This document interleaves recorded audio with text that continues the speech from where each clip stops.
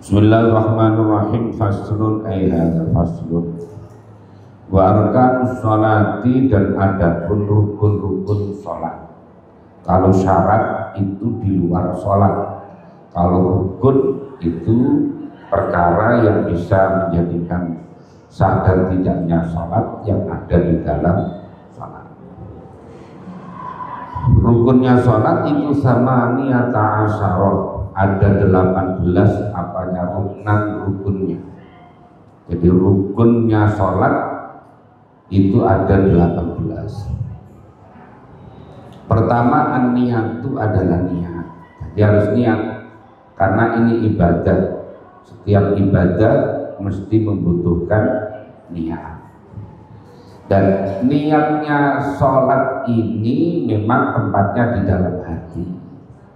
Hanya saja pelaksanaannya itu pas bareng dengan takbiratul ihram. Jadi orang niat sholat itu bukan sholli fardul asri arba rakaat mustaqbilal qiblatil imam, tapi pas bareng Allah lah.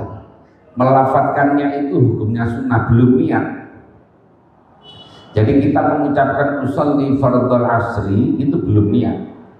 Niatnya itu ketika Allah. Jadi ketika Allah itu hati kita sholli fardul asri. Dan makanya ada orang yang tidak melafatkan niat, tiba-tiba Allah Akbar di dalam hatinya. Yang penting di dalam hati, karena memang mahalun niat, tempatnya niat itu ada di dalam hati. Kalau melafatkan tapi hatinya kosong, tidak sah. Tapi kalau hatinya ada niatnya, walaupun tidak melafatkan, sah. Nah, itu bedanya. Jadi tempatnya niat itu adalah di dalam hati, pelaksanaannya berbarengan dengan takbiratul ihram. Makanya niat itu kan namanya saja, definisinya sudah qasdus syai'i muqtaronan bi fi'lih. Orang yang menyengaja sesuatu dibarengi dengan tindakan, dengan mulai kegiatan. Makanya orang wudu sama, wudu itu harus bareng. Bismillahirrahmanirrahim, nawaitul gitu, nawaitul wudu an raf'il hadatsil asghari. Mandi besar sama, mandi besar pas baru ketika itu. Ketika kalau pakai gayung berarti nawaitul ghusl, atau pada badan, pokoknya bagian dari badan. Kecuali kalau pakai shower, pokoknya airnya maju, kita berada di bawahnya, nah itu lain, tidak masalah. Tapi kalau yang pakai gayung, niatnya itu kalau mandi besar ya ketika bareng dengan basuh bagian, dan terserah mau ke tangan dulu, apa kepala dulu, atau kaki dulu, tidak masalah. Jadi ketika dengan ghuslu awwali juz'in minal badan. Kalau wudu juga sama, bareng ketika ghuslu awwali ghuslul wajhi nawaitul. Nah, sholat juga sama, ketika takbir Allah. Berbeda puasa. Mengapa puasa berbeda? Karena memulai awalnya puasa itu kesulitan. Orang memulai awalnya puasa itu kesulitan. Makanya kalau puasa niatnya adalah tabyitun niat, harus memalamkan niat. Jadi harus memalamkan. Jadi niat itu seperti itu.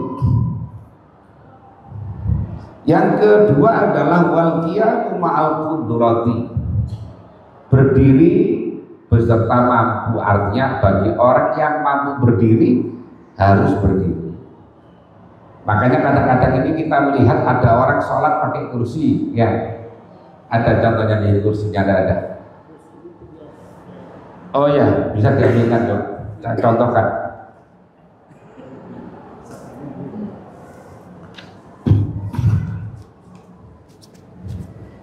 Nah, enggak apa-apa. Jadi kadang-kadang kita lihat orang kuat bawa kursi, Ya, lah kok sholatnya langsung duduk begini tidak boleh. Kalau sholatnya langsung duduk begini tidak boleh.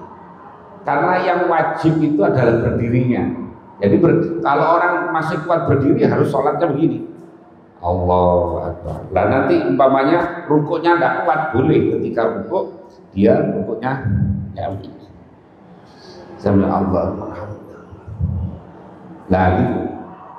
Kalau orang masih kuat berdiri tidak boleh duduk kecuali sholat sunnah. Kalau sholat fardu maka orang yang kuat dengan berdiri harus berdiri. Jadi orang kadang-kadang kuat bawa kursi kemana-mana, malah giliran sholat malah duduk. jadi dia harus berdiri ketika bisa berdirinya ya berdiri. Lah nanti ketika umpamanya rukuknya agak kuat, ya udah ketika mau rukuk dia duduk dulu, kemudian nggak begini. Allah alhamdulillah. Bagaimana dengan kena penyakit saraf kecil? Sekarang kita nggak bisa. Apa langsung boleh langsung duduk? Apa harus berdiri dulu? Kan orang kalau tidak bisa berdiri maka bisa dengan duduk. Jadi kalau orang kuat dengan tidak kuat berdiri, ya boleh langsung duduk. Iya boleh, tidak apa-apa. Duduknya boleh duduk iftirosh yang kayak tahiyat awal, boleh duduk tawarruk seperti tahiyat akhir, juga boleh duduk murabba itu bersila. Jadi boleh saja. Kalau begitu, kalau memang bisanya begitu tidak apa-apa. Tapi kalau masih ada pilihan tidak boleh. Karena apa? Karena memposisikan Ka'bah itu dengan kaki. Ya gitu. Jadi yang boleh itu duduk iftirosh begini. Nah, terus kemudian atau begini, miring itu, atau bersila. Nah, tidak apa-apa. Iftirosh namanya. Boleh ya? Boleh. Jadi orang kalau tidak kuat berdiri maka boleh dengan duduk. Ini untuk sholat fardu loh ya, untuk sholat fardu. Jadi syaratnya harus dia asalnya berdiri kalau mampu. Makanya kalau mampu berdiri tidak boleh duduk untuk sholat fardu.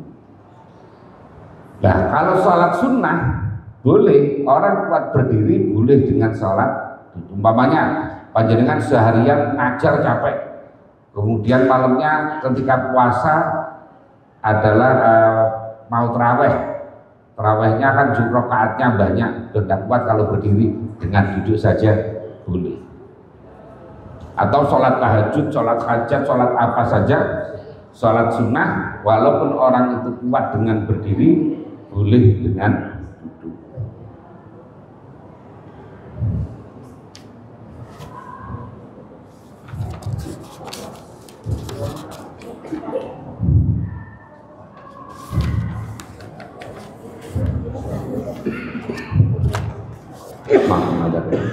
Terus wa takbiratul ihram. Nah, takbiratul ihram itu ya mengucapkan Allahu Akbar. Takbiratul ihram itu dinamakan takbiratul ihram karena takbir itu yang menjadikan semula boleh menjadi tidak boleh.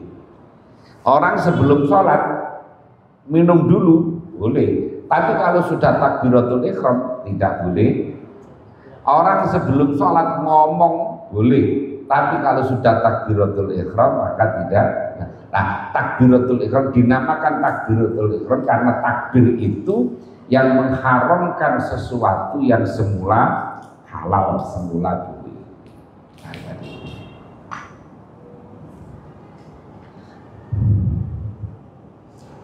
Makanya kadang-kadang ada orang yang tidak setuju dengan orang melafadzkan niat. Umpamanya kok niat kok usolli dilafatkan, loh itu belum sholat kok. Jadi orang mengucapkan usolli itu belum sholat. Yang dinamakan sudah sholat itu kalau sudah masuk sholat, itu kalau sudah takbiratul ihram itu berbarengan dengan niat. Dan kemudian wa qiraatul Fatihati, membaca Fatihah. Ini rukun qauli namanya. Ya, rukun qauli. Wa bismillahirrahmanirrahim ayatun minha, dan bismillah itu salah satu ayat dari Fatihah. Makanya kalau dalam mazhab Syafi'i, orang membaca Fatihah kok tidak pakai bismillah, tidak sah Fatihahnya. Kalau tidak sah Fatihahnya, tidak sah salatnya, karena itu rukun. Jadi harus bismillah. Makanya orang-orang dahulu itu Fatihah ini sangat ditekankan. Makanya orang dulu itu kalau belajar Fatihah itu lama. Kadang-kadang sebulan baru kelar itu Fatihah itu. Betul-betul membenahi. Kalau anak sekarang kok sebulan kok Fatihah terus pindah ngaji. Masa gurunya tidak bisa ini, masa kok sebulan kok masih Fatihah terus. Padahal dulu itu orang itu hati-hati betul terhadap Fatihah ini, karena ini adalah rukun qauli, ya, rukun qauli. Makanya orang dulu dia latihan betul, makhraj itu latihan betul. Jadi sosin subas lah gitu. Jadi jubaj, jujan jani jajna minal mujni majijan janija, jujan jani jajna minal mujni majijan janija. Orang belajar makhraj itu. Jadi Fatihah, makanya Fatihah ini menjadi penting. Kalau ada imam Fatihahnya nggak benar, nggak baik, orang yang makmum bacaannya baik nggak boleh. Jadi orang yang bacaan Fatihahnya baik tidak boleh bermakmum kepada imam yang Fatihahnya tidak baik. Bahkan harus mufaroqah. Contohnya gini, panjenengan lagi bepergian di rest area mampir, ya, tiba-tiba di situ ada jamaah ikut sholatnya maghrib. Tiba-tiba yang ngimami Fatihahnya nggak bener, nggak boleh diteruskan, maka harus mufaroqah. Mufaroqah itu artinya memisah dari jamaah. Jadi memisah dari jamaah. Jadi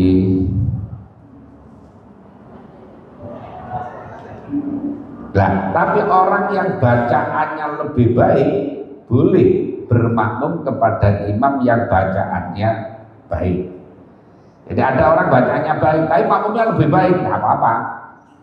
Makmumnya umpamanya qori internasional, juara 1 internasional, nah, kan bacaannya jelas bagusnya. Imamnya juara kampung, boleh saja. Jadi makmum yang bacaannya lebih baik boleh bermakmum kepada imam yang bacaannya baik. Tapi makmum yang bacaannya baik tidak boleh bermakmum kepada imam yang bacaannya tidak baik. Ini penting Fatihah itu, makanya standarnya di Fatihahnya. Kemudian warruku'u, yang wajib, yang rukun adalah ruku'. Ruku' itu harus apa namanya? Jadi Allahu Akbar itu tangannya di sini. Tangannya bukan di bawah dengkul ya. Tangannya itu ada di dengkul. Jadi kadang-kadang kan kita lihat orang itu mungkin karena kurang panjang tangan, jadi tangannya kepanjangan, makanya itu kadang kakinya di bawah begini. Padahal enggak.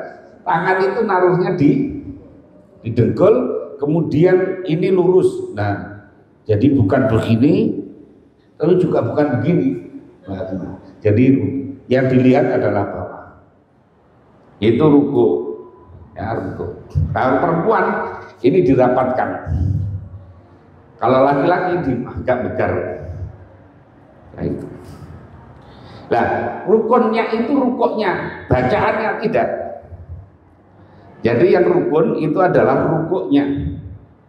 Bacaannya sunnah hayat.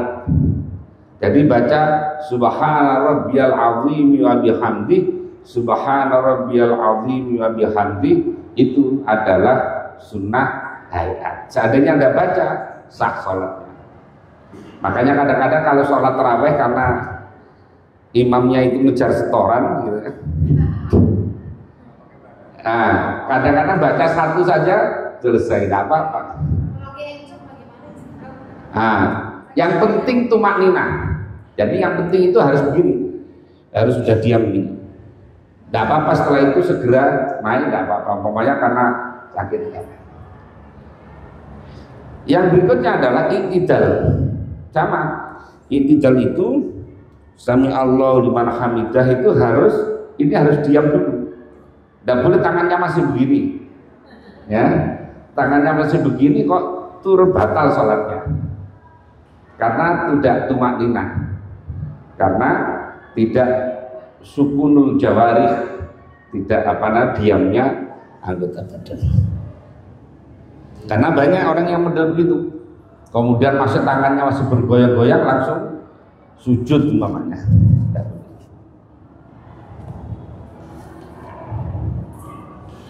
Wa tumakninatu dan tumakninah fihi di dalam rukuk tadi.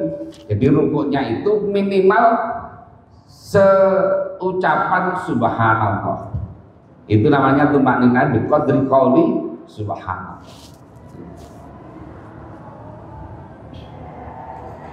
Dan kemudian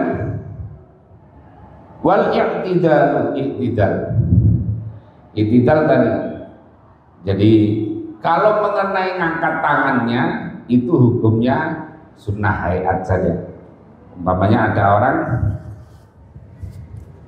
kayak tadi i'tidal itu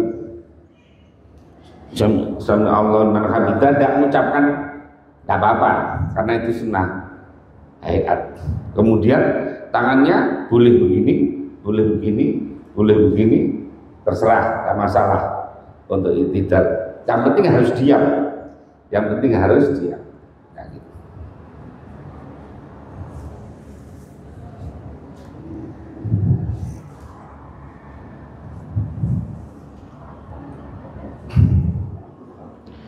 Wasujudu dan sujud. Nah, sujud ini caranya harus mestinya dimulai dari dengkulnya dulu. Jadi Allahu Akbar itu dengkulnya dulu, lagi baru tangan, baru kemudian jidat, baru hidung. Nah, gitu. Jadi nanti nariknya juga sama, hidung diangkat, jidat diangkat. Jadi kadang-kadang itu ada yang begini, sujud itu Allahu Akbar. Ini biasa yang dengken biasanya.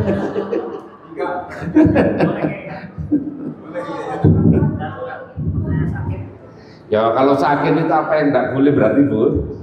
Jadi karena uzur itu apa yang hal-hal yang semula tidak boleh jadi boleh.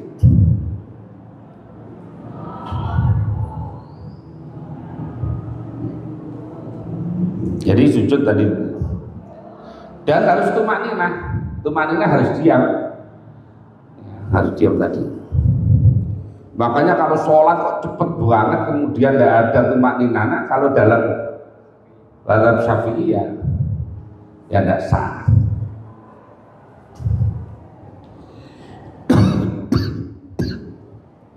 Wal julusu baina sajdataini, duduk di antara dua sujud. Yang mengucapkan Rabbi firli warhamni wajiburni warfa'ni warzuqni wahdini wa'afini wa'fu'ani, itu adalah al-julus baina sajdataini, duduk di antara dua sujud. Kemudian wa tumakninatu dan tumaknina fihi di dalam julus tadi itu, duduk tadi itu.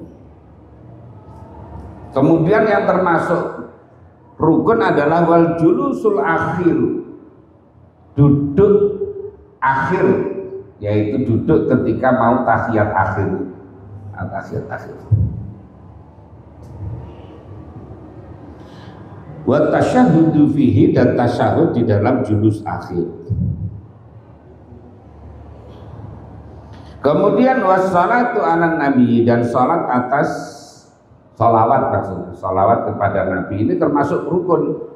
Maka kalau tahiyat kok tidak ada salawatnya ya nggak sah. Makanya harus ada salawat. Minimal itu sampai Allahumma sholli ala Sayyidina Muhammad itu saja sudah sah. Ya, sudah boleh. Jadi ya kalau bisa sampai terus sama itu salawat Ibrahimiyah itu, salawat Ibrahim. Kemudian yang termasuk rukun adalah makanya kalau orang sholat, biasanya sholat tarawih bisa jadi sampai Allahumma sholli ala Sayyidina Muhammad wa ala Sayyidina Muhammad, assalamualaikum warahmatullahi, assalamualaikum warahmatullahi. Nah gitu boleh, walaupun tidak sampai innaka hamidum majid, nggak apa-apa, karena yang penting sholawatnya, kan tadi sudah sholawat, Allahumma sholli ala Sayyidina Muhammad itu sudah sholawat. Kemudian wa taslimatul ula, salam yang pertama. Jadi pada tahiyat akhir, kemudian assalamualaikum warahmatullahi. Nah, salamnya itu tidak boleh ini dadanya ikut. Pokoknya assalamualaikum warahmatullahi. Nah, ini tidak boleh. Bisa batal salatnya itu. Karena masih dalam salam pertama itu orang itu sebenarnya niat keluar dari salat. Tapi karena masih ada salam lagi, salam yang kedua, kecuali kalau setelah salam pertama tidak salam lagi yang kedua, tidak apa-apa. Jadi salam yang pertama itu yang wajib, tidak salam yang kedua hukumnya sunnah. Makanya kalau salam pertama assalamualaikum warahmatullahi kok kentut, maka sah sholatnya. Kalau tidak diteruskan dengan salam kedua, kalau diteruskan dengan salam kedua malah batal sholatnya. Jadi assalamualaikum sudah apa namanya? Udah nahan assalamualaikum warahmatullahi, udah akhirnya kentut, ya udah nggak apa-apa, jangan diteruskan dengan salam kedua. Ini yang berkaitan dengan rukun. Jadi rukunnya sholat itu, intinya sholat ya di situ, intinya sholat dari sisi fikihnya, dari sisi zahirnya.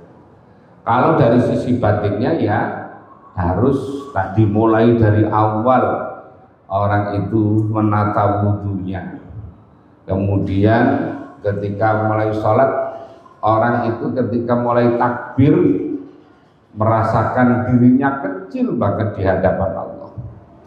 Allah itu maha besar, dan maha besar yang betul-betul besar, tidak bisa diukur besarnya. Kemudian orang memaknai bacaan-bacaan yang ada dalam sholat itu, mulai dari takbir doa iftitah, orang betul-betul menyadari.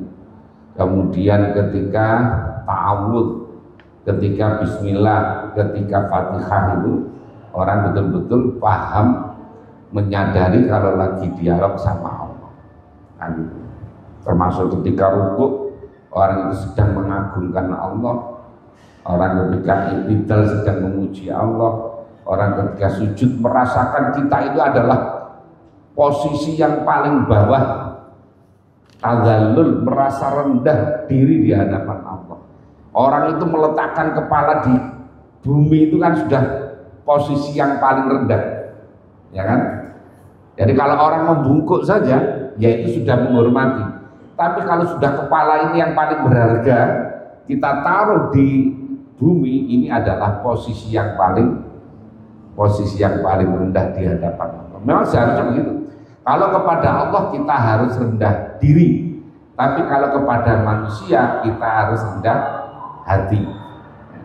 Kalau rendah diri jadinya minder, nanti suruh pidato, karena kalau pidato minder itu kan hafalannya hilang semuanya. Baru mukadimah saja sudah salah-salah, kadang-kadang hafalannya salah. Ini kalau minder. Tapi kalau rendah hati, orang tidak boleh kepedean, orang tidak boleh merasa lebih baik daripada orang lain. Intinya seperti dalam sholat itu. Wa niyatul khuruji, dan niat keluar minas sholati, dari sholat. Jadi ada, ini diteruskan kalau di Fathul Qarib itu ada niat keluar dari sholat dalam hatinya itu. Tapi kalau di kitab yang lain tidak harus. Wa tartibul arkani, dan meruntutkan rukun alama atas perkara yang telah menyebutkan siapa kami pada. Jadi harus urut. Orang habis takbiratul ihram, niat sama takbiratul ihram, ya kemudian tadi kalau rukun-rukun ya berarti langsung Fatihah. Nanti setelah itu rukuk, setelah rukuk i'tidal, setelah i'tidal sujud, setelah sujud duduk di antara dua sujud, rukun sampai akhir. Itu adalah rukun-rukun